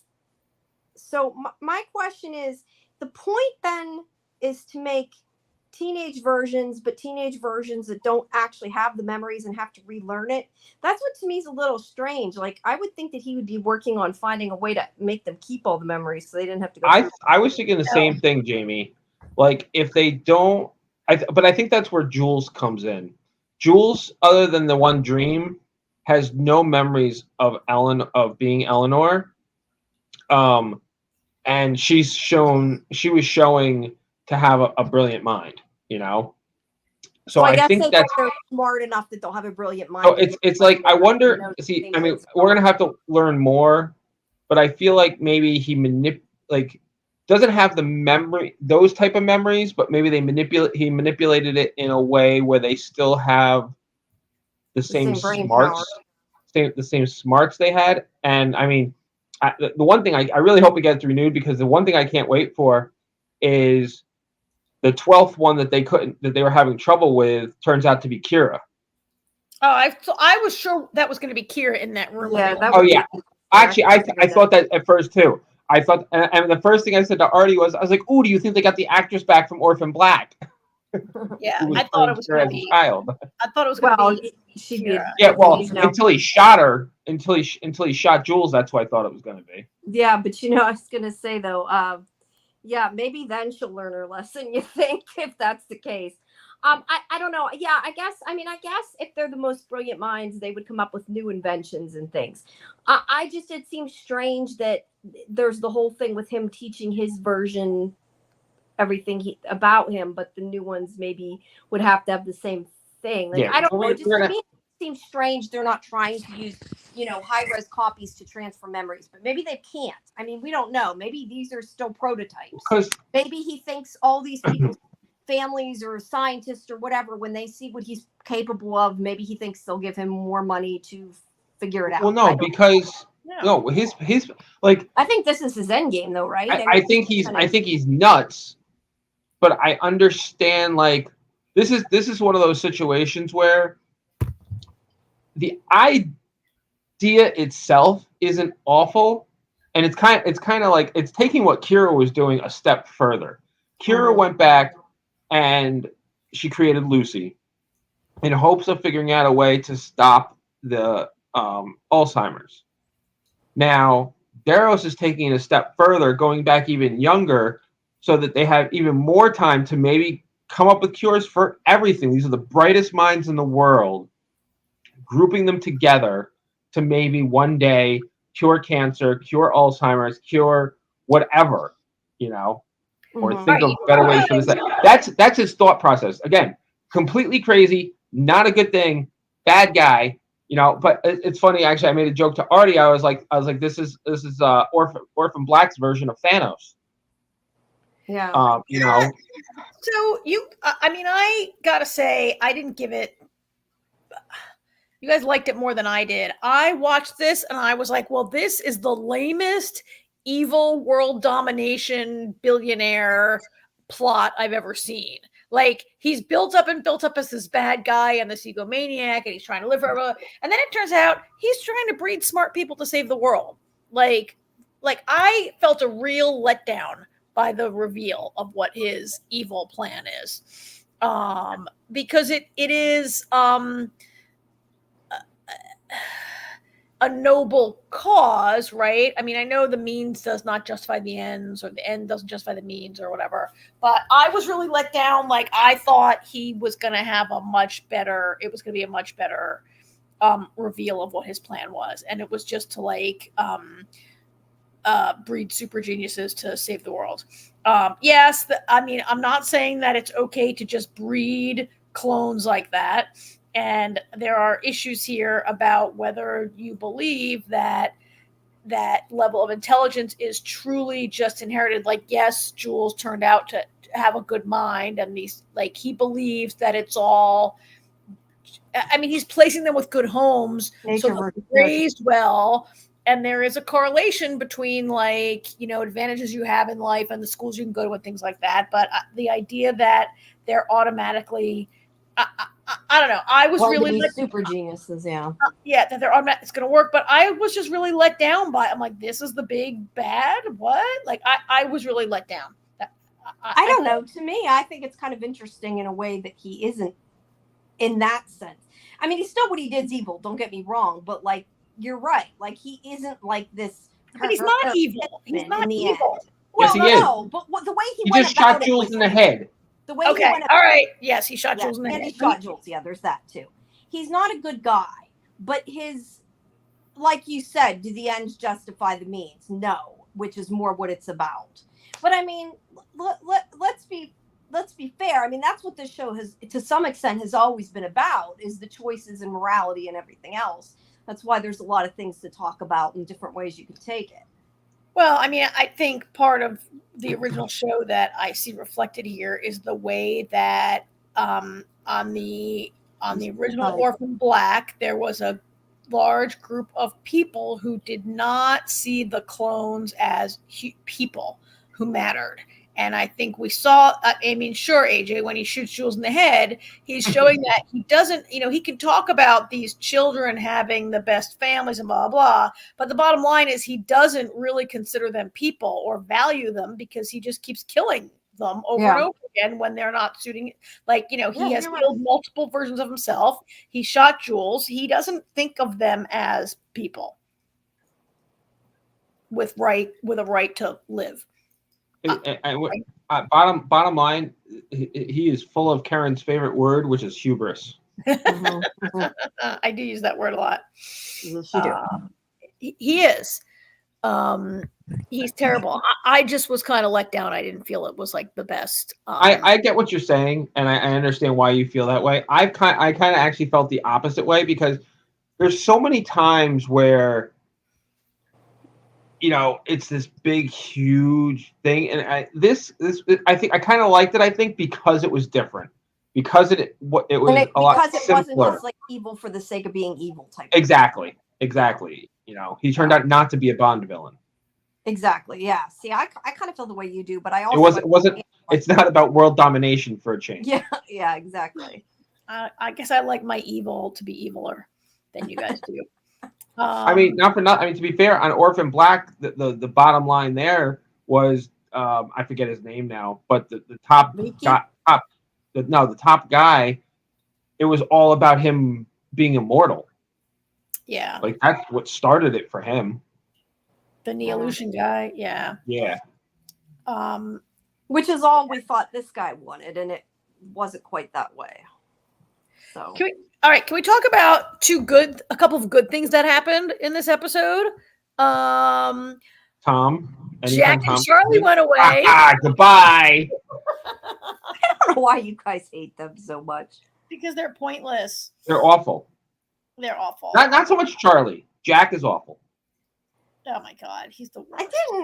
I don't mind them, but I do think it's kind of, I guess, surprising that it's like that they left, because it's kind of like, yeah, we love you, but we're in danger, and then they leave. Like, usually that doesn't happen. Yes. You know what I mean? Like, they weren't willing to stick around. No, because they already served their purpose. Yeah. Charlie started her first. Charlie got kidnapped. They got her back. Now go. Charlie was a I am not sad. I am not sorry to see them go. Yeah, at and I'm all. not saying they shouldn't go, but usually in shows they wouldn't. You know. Yeah, but that's the thing though. Jack's kind of a jerk. Yeah. And you know what? Though I get it. I mean, he's worried about his daughter, and that's his number one concern, and it should be. He's still kind of a jerk. Yeah. I found That's him to really not be very sympathetic to his girlfriend Lucy, what she was going through. He, Yeah. he's very like, okay, so he's worried about his kid, but he was also like, what about me? I love you. We have to get away. We have to get away. Like he was very his needs were always to be put ahead of Lucy's, and her problems were very big and real. And they were characters that just kind of had no point other than as plot to fight, to move around certain parts of the plot. So I was glad. I did enjoy the part where Lucy's like, will I see you again? And Jack's like, no. Like being around people were always like shooting and kidnapping around you. I mean, he didn't say that, but he was like, nah, being around you is too much. Sorry, we're out of here. So I was psyched to see them go because not characters that And it took too long to get rid of them. Like that whole scene was too long. Yeah. And then there was this, and I love this picture. I gotta say, Tom's a bad guy, but he's so entertaining. Yeah, he's a good actor. I like him. Well, he is like Reed Diamond's a good actor, but I feel like this is not. He's not a good guy, but he's funny. No, I want to say, I want to be careful about what I say about his acting because I don't want to imply that he's not a good actor, but like he is chewing up some scenery, right? Like he. Yeah. Part of the reason we like Tom. I feel like it's written like that, though. Again, well, yeah. Opinion. It's supposed he's playing that guy so like he's the evil henchman that maybe we didn't quite get well, out of. He's playing him so like he's like I feel like he's about to grow a mustache so he can twirl it. Right? Yeah. You know what? I'm disappointed. I do hope aside from the fact that I hope it gets renewed, I hope he comes back because I want him and Lucy to have a conversation. I thought it was going to happen here, because he's talking about, you shot my best friend and all this and that. I really want them to have a conversation. I know. I want them to have a conversation where he's like, where Lucy's like, actually Charlie shot him, and have him be like, son of a bitch. Like I had her. Like you know what I mean? Like I just want that realization. Yeah, I mean, he also is another one who doesn't really think that they have a right to live. That they're not people, they're not humans. I mean, I think. And this show, within the context of the show, that's not in debate. They're the heroines of the show, and within the Orphan Black universe, if we're fans of the original show, then we've already come through that kind of discussion about who they are and what it means to have been manufactured as they are. I for me. If it came back, would I watch it? I would. If this show came back, I would watch it out of loyalty to Orphan Black, not because I particularly loved this season of television. Like that's fair. Yeah, I mean, like I liked it, and I feel like even if it wasn't Orphan Black, I would probably watch it again. But I think the majority of the reason even I would be watching it is still because of the original more so than because of the season. So I can understand that. There are a lot of good elements, but there are a couple issues. And I think part of the problem with some of the issues are because when you have a show like Orphan Black and try to it's never going to live up to it. Exactly. You try and change it up, but continue it so that it's the same but different. It's never going to be like the original. So it's gonna have its faults. I think that, and maybe I'm wrong, but I feel like, and this is kind of where I was saying, like it might get away from if they had another season, it could get away from Kira some. I don't mean that it wouldn't also be about that. I just mean like I feel like a second season could do better because they wouldn't be quite as like chained down to the original, you know what I mean? Because like it's already had its own thing, like they've already started it as its own thing, and it could kind of move away from the original. I mean, makes sense. I understand what you're saying. I think if there was a second season, I think we would see a lot of Eleanor, especially Eleanor and Lucy, maybe tracking down these kids, like you know, the game plan at the end there, where they were grabbing all the pictures and everything to find them. I think that's kind of what season 2 would be about. Yeah, I'd like to. Yeah, and I hope that could sustain interest. Like, is this a show where each week is a different kid that they're trying to find? No, it's not that type of show. So I really hope they don't try and go that route. Or they're trying to find where the 12 of them are, or trying to, you know. But at the same time, I hope they can keep up the same kind of the positive side of the show. I hope they can keep up the same dynamic with Jules gone. That decision, if it comes back, that decision right there might actually kill them. Yeah, but they still have the actress in it, so I feel like it. Yeah, but it's not. I understand. Okay, I understand that. But Jamie, think of it like this for a second. So Orphan Black, Tatiana played, 90% of the cast. If they had killed Cosima, Tatiana's still on the show because she's still playing Sarah in this one and this one and this one. But when you lose a central piece that has established your show, it kind of I'm just saying. I think changes the dynamic. Some of I it feel like when you lose, maybe not all of it, but I don't know. I feel like the decision to kill her was just. I feel like it was a bad.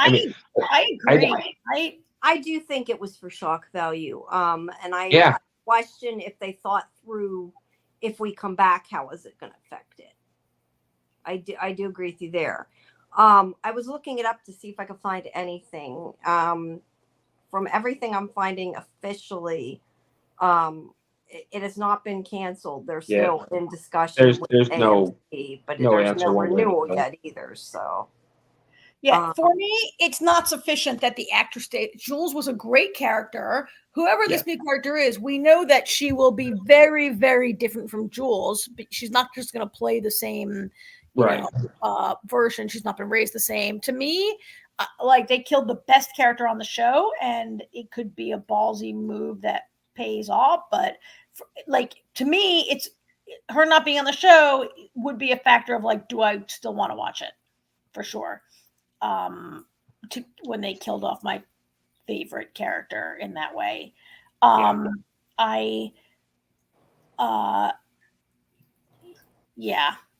We'll have to see about that. So you guys, I don't know if you guys read in the news this week, the creators gave some interviews, and apparently they tried to get a cameo from Tatiana Maslany. She was up for it. Did you read that this week, either of you guys? No, I did not. No, I didn't. She was up for it. They talked about it a lot. They were going to give her, there was going to be one episode that she would figure in prominently. They didn't say who she would have played, which I wish it would have been Allison. But they could not work it out with her. Whatever she's working on, her shooting schedule would not allow for it, and they couldn't get her in this season. Is she shooting her demon TV show right now? I don't know. She's going to be in a new TV show where she's dating a demon. Well, I won't be watching that. Well, it sounds like it's a bit of a comedy though. Like her son says there's a monster in the closet, and she opens the closet to show him there's no monster, and there is, but he's this handsome person, and she starts dating him, and turns out he's a demon. Well, could be cool. You know me. Yeah, that's the premise. Comedy doesn't make demons any more appealing to me. So, all right, fair. Can't do it. But anyway, they did try to get her. So that was sort of. I'm kind of glad they didn't yet, though. I hear you. your show needs to stand on its own before you start bringing in the big draw. You know, then it's season. You know, if they get a season 2, Then she'll probably.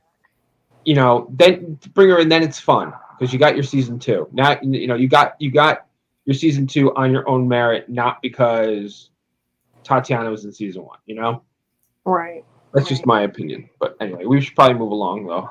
Yeah, Okay. I was just one more thing I was going to say. I would be curious though to look and see what the overall like ratings were like because I have not looked. I'd like to do that. AJ, do you know what the name of that show is you're talking? Yeah, no, I saw. I don't remember. I gotta find it now. I was going to say I can look it up on. Move on to Snow. Why I'm looking. Why I'm looking. Why It might not be on there. it Anyway, might- let's Snowpiercer. Okay. I'm gonna let you guys talk for a little bit anyway. My mouth is killing me. So you Okay. talk. I'll come back in a minute. So, I felt like this episode, I texted you, this is the episode where they started to lose me on certain story points. Because a bunch of stuff happens in this episode that I understand when Mr. Wilford shows up, everything goes sideways and like you're on the crazy train now, literally crazy train. But there were some things that happened in this episode that I thought were kind of unnecessary and distracting from like an overall, like what is overall still a pretty dramatic and good story. I don't know. What did you think, AJ? About this episode? I think it's kind of telegraphed. You knew damn well that Wilford and Leighton were going to end up working together. Yeah.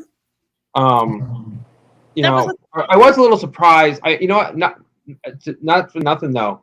The more I see of Milius, the more I realize how unhinged this guy really is, and I'm starting to wonder if maybe he might have had a boss at one point. He might have killed his boss, and he's actually running the whole show. And it's just, you know, based on whatever his last order was, and he's just gunning forward, and he is dangerous. He is very dangerous and crazy. Something that I didn't love was that scene. So I don't have a shot of it. There were almost every single picture in the press section this week were pictures of Milius, but he's with Wilford is like doing that thing where he's charming all the Wilford could charm the pants off anyone, right? And he's basically charming all of the soldiers. And Milius comes in and he disciplines them by putting out a cigar on the soldier's hand, and Yes. he like holds it there and holds it there and holds it there for like really a pretty long time. Yeah, staring at Wilford the whole time to see his reaction. Which like whatever, Wilford's crazier. Wilford's done worse shit than that before, right? Like that's nothing in the Wilford playbook. Yeah, I know. That's actually funny. I thought the same thing. I was like, Wilford seems a little uneasy about this, and I'm thinking, dude, you convinced somebody to commit suicide in front of you. Yeah.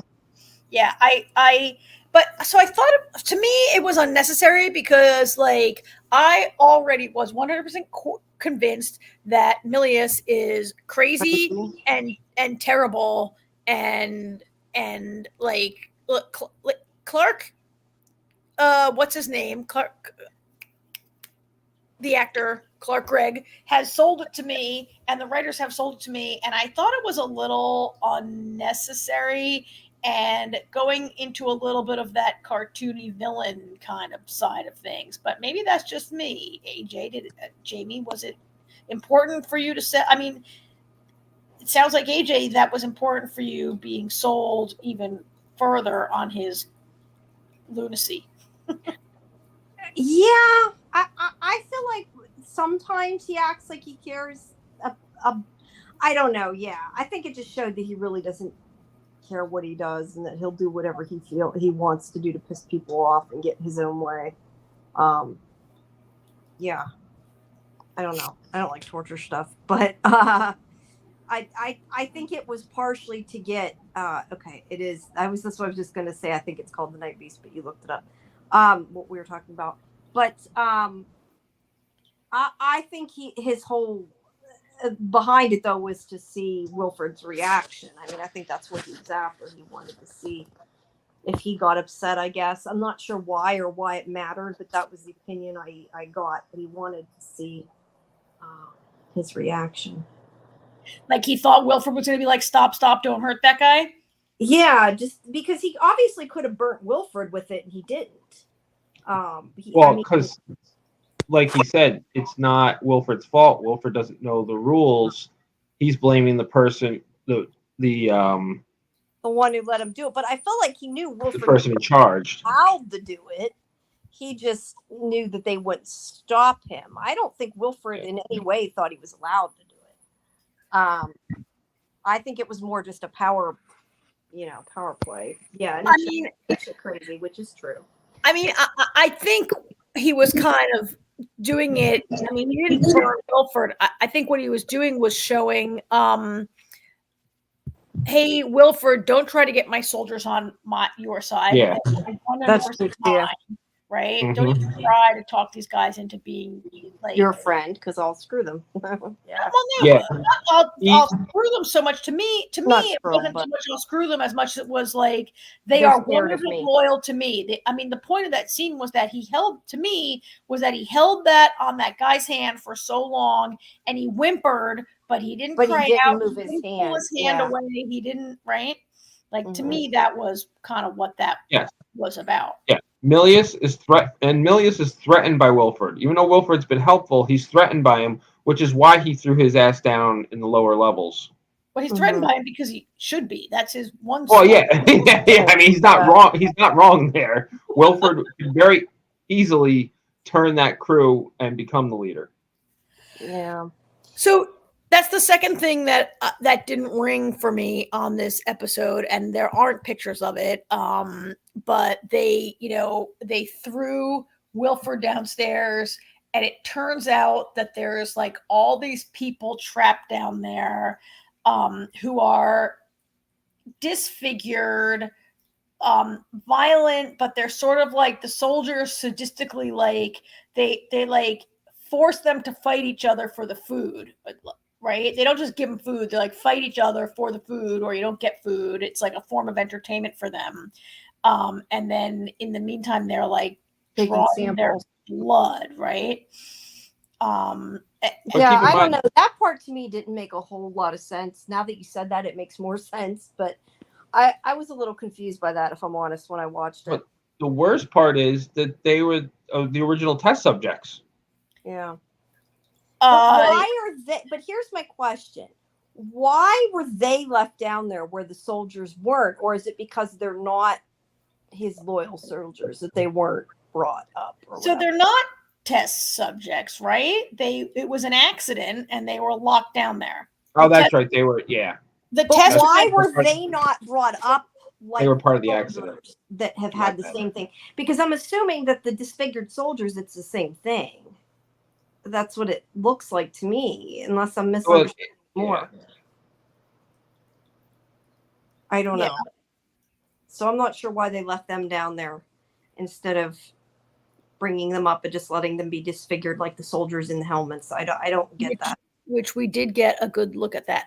Yeah, they appear to be, many of them, less disfigured, and they don't require breathing apparatus like these soldiers do, right? I don't know if we don't know at this point if it's the same affliction. It's in the same family, but we're gonna assume it's similar. Directly the same. I mean, because then we have that scene later with Neiman, whatever the hell that Nema. Nema.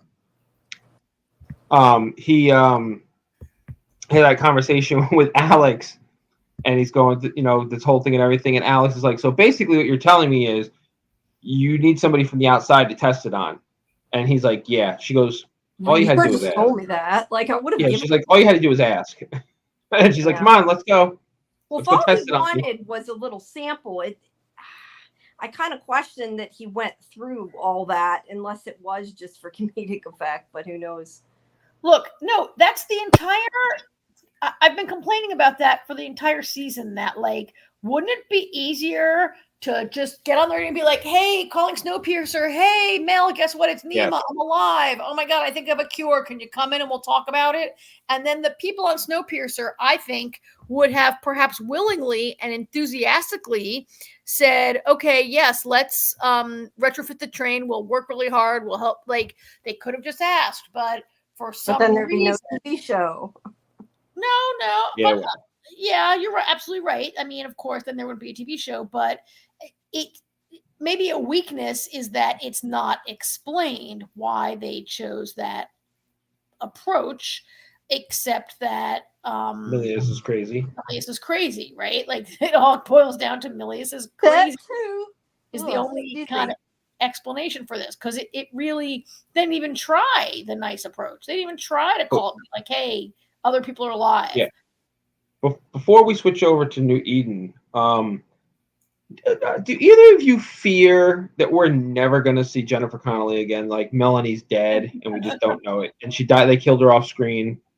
No. Yeah, I think a lot of people fear that. She has not been seen since episode 1, right? It's, as I said last week, is she even on the show anymore? Like, was she?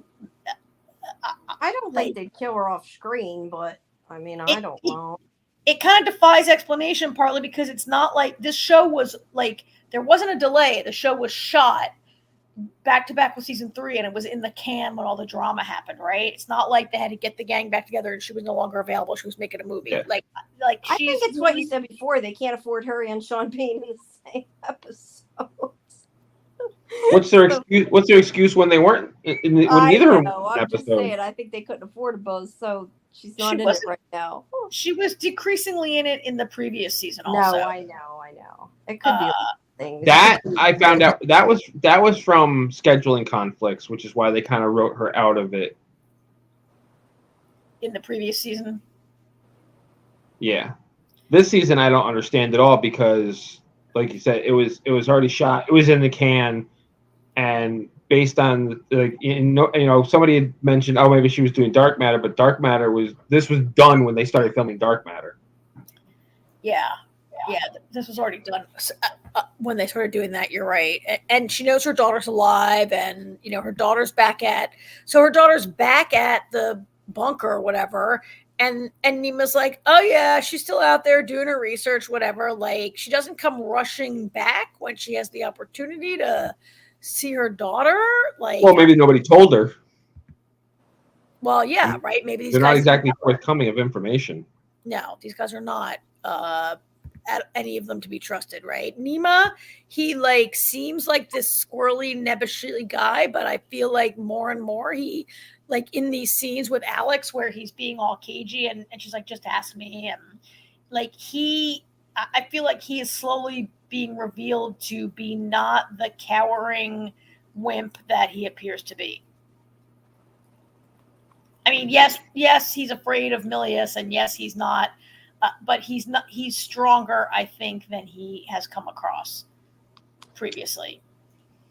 And he's not just some scientist who's being abused into coming up with, I mean, we have to remember that he has the strong motivation that he is one of the guys that invented C7 or whatever. Yeah, Like, he's one of the guys that started the problem. He's like personally responsible for the problem. Yeah. So, New Eden, since Ark brought it up already, we'll start with this.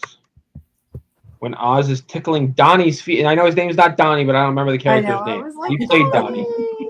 Donnie, yeah. Donnie from Orphan Black.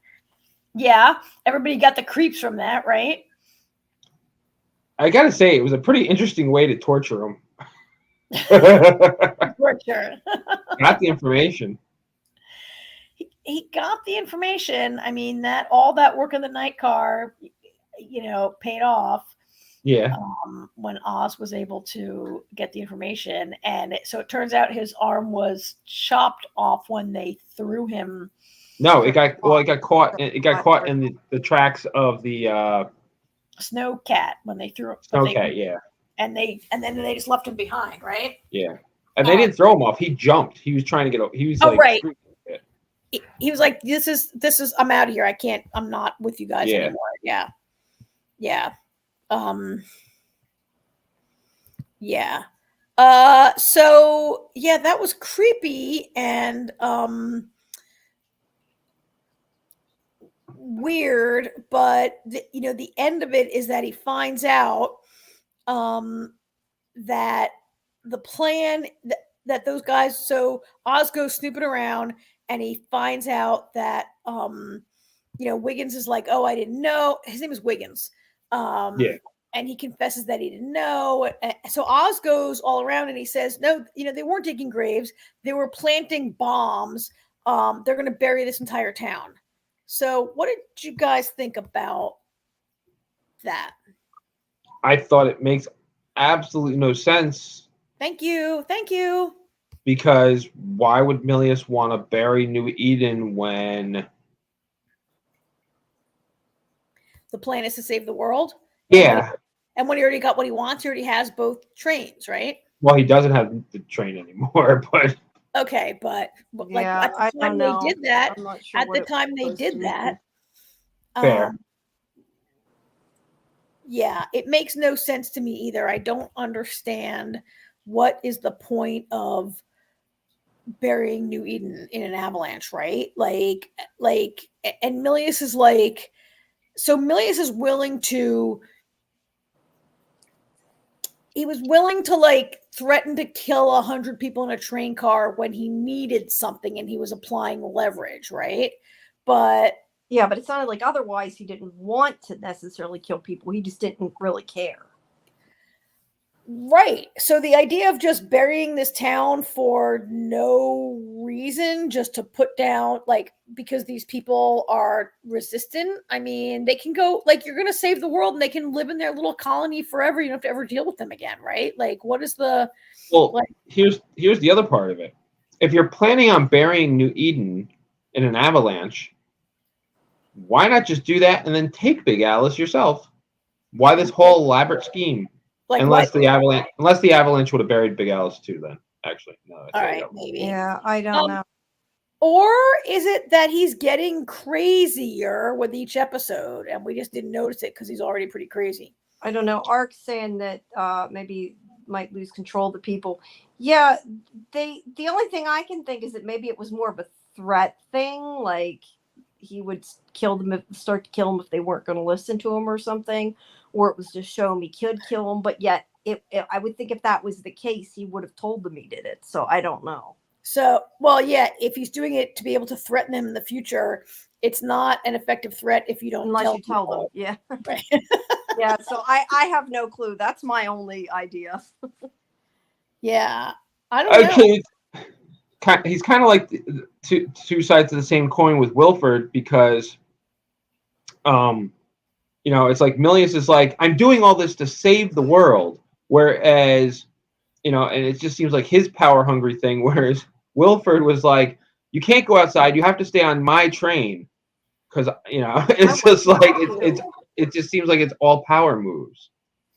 Well, because Wilford has this very sick obsession. Like he calls the train his babies, Yeah. Well, I mean, Wilford wanted to be king of the world and live on the trains forever. The only thing I can think is like it's not like they can only have so many of these warm spots, or I'd say, well, maybe they need to move it elsewhere. But it's not like they have something that's keeping it warm, right? I mean, it's not like there's like no, exactly. That's like the whole heater thing sitting there that they need to take back or something like that. But so, that's the whole thing is these warm spots aren't perfect, which is what. You're the right, whole thing. And it could collapse, but there'd be no. It doesn't make sense why he would purposely collapse it. It doesn't. Well, and last, the only thing I just doesn't make sense. Maybe he intended to collapse it in the end because there's another group that they're going to threaten and be like, "Well, see, we would have killed you. Like we're going to kill you like we killed them unless you listen." That's the only thing I could think, and that just doesn't make sense at this point either. I mean, I'm guessing. Yeah, I don't know. Motivation. Yeah, find out. In 4 episodes. Yeah. So I would like to talk about what I thought was the best part of the show. I really was very sorry that AMC did not provide a photograph of Till and Ruth together, because their scenes were a real highlight for me of this episode when they were having a memorial for Ben, and when Ruth just couldn't do it, and Ruth, like, She just couldn't say it's going to get better because she didn't believe it. well, Yeah. but and like, she's been the voice of Wilford and the voice of the train for so long, and she has so many times given that pep talk when she didn't believe it, and she was able to do it, and she just couldn't do it. Right? It was. I mean, I thought it was an amazing scene, a great scene, and I was sorry that. You know what I kept waiting for? What? All I kept thinking was, I was waiting for somebody to say, you know, this is the tub that Kevin died in, right? Yeah. Yeah. But, and then I loved Till, like, giving her kind of the pep talk and being, she was like, oh, your pep talk sucked, Ruth. And sort of like talking her through how she, how she has to do it and why she has to do it. And, and then Ruth comes through the next day where they like kind of add Ben's name to the wall of the train or whatever. I mean, I thought that was all beautiful. And I also don't know how anybody can watch this show and not come away thinking that Allison Wright is like one of the greatest actresses working in television right now. And then tell that person to go watch The Americans. Yes. Because she's amazing in that show also. She's just such a strong, such a great actress, and so great in this role. And I gotta say, Till has been. I don't know what I'm waiting for Till to do. I don't know if I'm waiting for Till to break down or snap, or what. Like Till is headed for a mental breakdown. I don't know how she's even still standing at this point with everything she's been through this season. Yeah. I don't know how she's still standing. And wait till she sees Audrey. That might be her breaking point when she sees Audrey. Yeah. Yeah, because she hasn't seen her since they've been. Yeah, they haven't. They when she asked about Audrey, they're like, she's alive. Yeah, that's all they would say, but she's alive. They didn't tell her that she's fine. A little worse for the wear. Yeah. Yep, and they didn't say, oh, she's fine. So, and she's headed now for New Eden. They should maybe be reunited next week, I should think. 4 episodes left. I would like to think they'd get there sooner rather than later. Yeah. Well, I guess people have to get to New Eden so they can be threatened by the bombs, right? Like, we know people are going to be going to New Eden because that's where the next threat is. We've discovered, right? So we'll have to be moving people around to be put in the threat, and also to be able to. I guess they're going to have to dig up these bombs and I don't know, defuse them or something, right? You know what the best part about that is? Turns out Oz isn't. I mean, Oz is crazy still, a little nutty himself, but it turns out he wasn't as crazy as we thought he was. He was hearing people, and he wasn't just seeing red lights. They were there. Yeah, he's a big hero this week, for sure. So 4 episodes left, huh? I don't know how I can take it. Actually, I've seen it before. I don't know how I took it the first time. I don't know how I can take it this time with the tension being so high. Yep, lots of tension. Yeah, it's incredible. Yeah.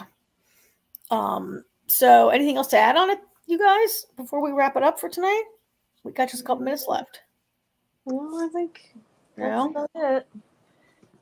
All right, so next week we'll have a pretty short show because we've got one show has ended and nothing new is coming for a couple of weeks now. We don't get anything new until after Labor Day, and I think none of our shows are back even in the first week of September, right? We'll just have the Ark and Snowpiercer. Or do you mean they're not on either? No, they're on, but I mean, we Okay, don't have they're on. anything, We you don't have know, anything else, yeah. the old man is back, but we don't cover that on this show. The old man's not back till the 8th, the 13th. And Brom's then coming, but not for a while yet. Agatha All Along comes out on September 18th. September 18th. Yeah. So, you know, we don't have anything new for at least a couple of weeks coming. Yeah, and I mean, and From is back in 26 days, so that's the next right. thing. Agatha and From are there. Daryl Dixon's coming back. What days? That's not. Who cares? Who cares? Well, and I don't know if we're planning to cover the Penguin on HBO or not. We don't really do DC on this show, so we'll just have to wait. Yeah, From is coming. What network is that? HBO. HBO. It's on Max. From is on September 22nd. So, you know, once we get into September, then we'll have a lot more shows. But next week is going to be a nice quickie. We'll all be tired from Labor Day weekend. So we'll have a nice, you know, short coverage of just these two shows. Yeah, I was looking to see. It's not on. Daryl Dixon isn't on until September 29th. Yeah.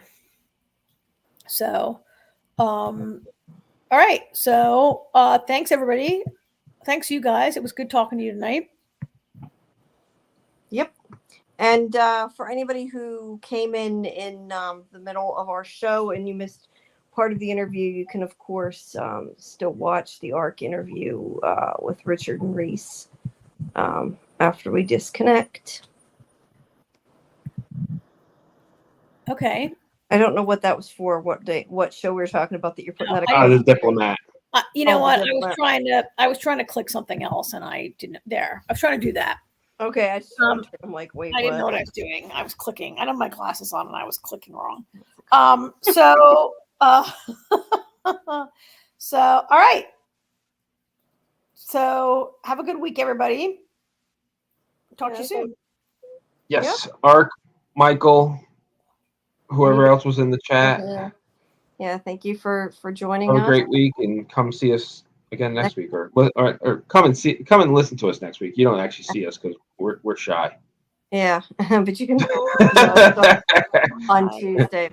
We have no problem with videos in the afternoon, but 10 o'clock at night. That's it's like nobody wants to get dressed and do that. If you get dressed. No. You know what I mean. Yes, I don't mean that like yes, Jamie, I know what you mean. All right, thank you, everybody. Thanks. All right, have a good night, guys. Bye-bye. Bye.